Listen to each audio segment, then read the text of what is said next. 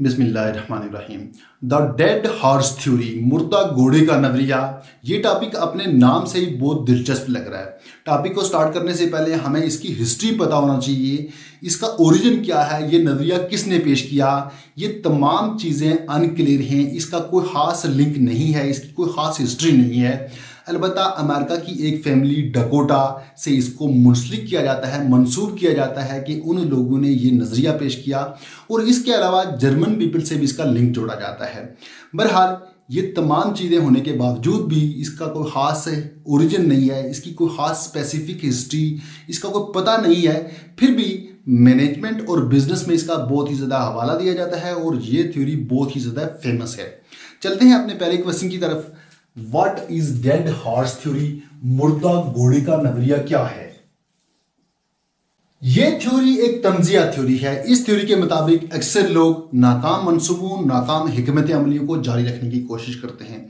मतलब यह है कि किसी माशरे में या किसी इदारे में जब किसी प्रॉब्लम, किसी मसले से निपटते हैं तो वहाँ वो असल सूरत को तस्लीम करने के बजाय उसको नज़रअंदाज करते हैं या उसको समझते ही नहीं और बेमकसद चीज़ों को दुरुस्त साबित करने की कोशिश करते हैं। जब कोई चीज़ नाकाम हो जाए उसको छोड़ देना चाहिए, कोई नई हिकमत अमली अपनानी चाहिए। डेड हॉर्स थ्योरी में इसी चीज़ को पेश किया गया है कि अगर आपको पता चलता है कि आप एक मुर्दा घोड़े पर सवार हैं तो उसका सबसे पहले और आसान हल ये है कि आप उसको छोड़ दें। लेकिन माशरे में कुछ लोग छोड़ने के बजाय कुछ दूसरे इकदाम करते हैं।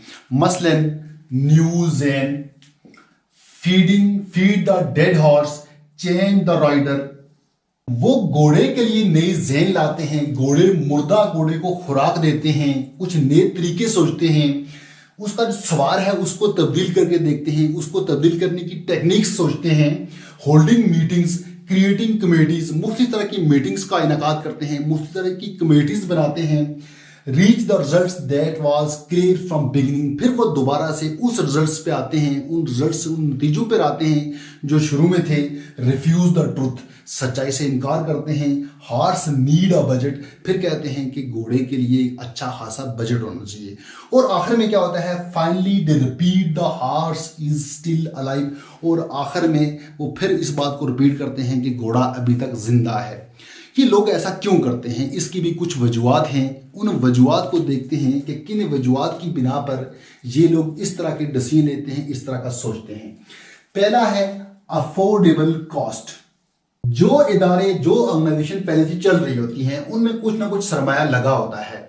लोग इस खौफ से बचने के लिए कि अगर मैंने इस चीज को तर्क कर दिया या फिर कोई नई हिकमत अमली ले आए तो हमारा पहले से लगा हुआ पैसा, पहले से लगा हुआ सरमाया ज़ाया हो जाएगा। इस खौफ से बचने के लिए इस तरह के गलत डिसीजन लेते हैं। फिर क्या होता है, पर्सनल बेनिफिट्स। कुछ ग्रुपों के, कुछ लोगों के पर्सनल बेनिफिट्स होते हैं, उनके ज़ाती मुफाद होते हैं।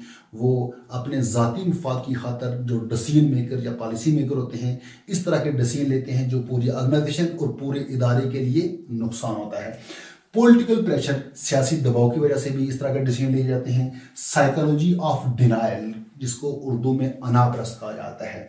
बादों का ऐसा होता है कि कुछ लोग ये हकीकत को तस्लीम करने के बजाय मुख्तलिफ तरह के जवाब तराशते हैं, जैसे मुर्दा घोड़े को मज़ीद तरबियत की ज़रूरत हो।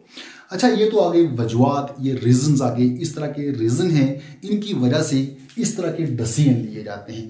इसकी मिसालें देखते हैं कि इसकी मिसालें क्या हो सकती हैं। रोज़मर्रा डेली लाइफ में अगर इसकी एग्जांपल्स देखी जाएं तो हज़ारों की तादाद में इसकी एग्जांपल्स हैं। PIA भी इसकी एक बड़ी एग्जांपल है, इसी तरह पाक स्टील मिल भी इसकी एक बड़ी एग्जांपल है। पाकिस्तान स्टील मिल से आप बाखूबी वाकिफ होंगे। अरबों रुपए का हर साल खसारा होता है, बार बार डिसीजन चेंज किए जाते हैं, कभी कुछ, लेकिन फिर भी वो माली फ़ायदा जो सोचा होता है, मतलूबा मकासद हासिल नहीं हो पा रहे। ये वजह क्या है, अफोर्डेबल कास्ट का फैक्टर भी पाकिस्तान स्टील मिल में मौजूद है। फिर इस तरह पर्सनल बेनिफिट्स, कुछ ग्रुपों, कुछ लोगों के ज़ाती मफाद भी हैं, वो लोग अपने ज़ाती मफाद की वजह से गलत डिसीजन लेते हैं और पूरे मुल्क का, पूरी इंडस्ट्री का नुकसान होता है। पॉलिटिकल प्रेशर भी मौजूद है। फिर इसी तरह साइकोलॉजी ऑफ डिनाइल, मुख्तलिफ तरह के लोग मुख्तलिफ तरह की तरह के हरबे करते हैं और हकीकत को तस्लीम नहीं करते, मुख्तलिफ जवाब पेश करते हैं कि मुर्दा घोड़े को मज़ीद तरबियत की ज़रूरत है, इसको ऐसे होना चाहिए, इसको ऐसे होना चाहिए, इस तरह के जवाब पेश करते हैं और ये वाले डिसीजन लेते हैं। क्या डिसीजन लेते हैं? न्यू जहन की नई जहन होनी चाहिए, फीड द डेड हॉर्स, मुर्दा घोड़े को अच्छी खुराक दे दो, चेंज द राइडर, राइडर को चेंज कर दो। इसी तरह के यहाँ डिसीजन लिए जाते हैं। होल्डिंग मीटिंग्स, मुख्तलिफ मीटिंग्स का इनकाद किया जाता है, क्रिएटिंग कमेटीज़, मुख्तलिफ कमेटीज़ बनाई जाती हैं। रिफ्यूज़ द ट्रुथ, लेकिन वो सच्चाई को तस्लीम नहीं करते, हकीकत को तस्लीम नहीं करते। हार्स नीड अ बजट, फिर कहते हैं कि पाकिस्तान स्टील मिल को अच्छे खासे बजट की ज़रूरत है, ये अच्छी तरह से रन हो जाएगी, ये अच्छी तरह से चलेगी। और आखिर में क्या करते हैं? Finally the repeat the horse is still alive, और आखिर पे ये इस बात पर जोर देते हैं, इस बात को दोहराते हैं कि घोड़ा अभी जिंदा है, कि पाकिस्तान स्टील मिल अभी जिंदा है, ये ठीक चल रही है और ठीक चलेगी। इस तरह के डिसीजन लिए जाते हैं। ये एक बहुत ही दिलचस्प टॉपिक था। उम्मीद करता हूँ कि आपको ये वाला टॉपिक पसंद आया होगा। तो मिलते हैं नेक्स्ट टॉपिक में, तब तक के लिए अल्लाह हाफिज़।